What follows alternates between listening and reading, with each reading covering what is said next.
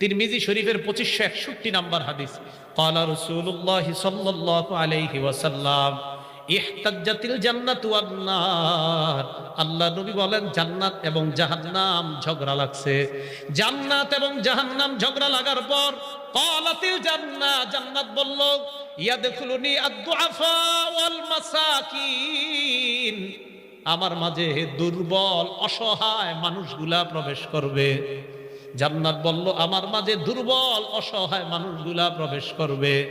ওয়াকালাতিন নার, জাহান্নাম বলল ইয়াদখুলুনি আল জাব্বারুনা ওয়াল মুতাকাব্বিরুন, আমার মাঝে অহংকারীরা প্রবেশ করবে।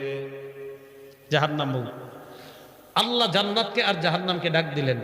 ক্বালাল্লাহু তাআলা লিল জান্নাতি ওয়ান নার, প্রথমে আল্লাহ জাহান্নামকে ডাক দিয়ে বললেন আনতি আযাবি আনতাকি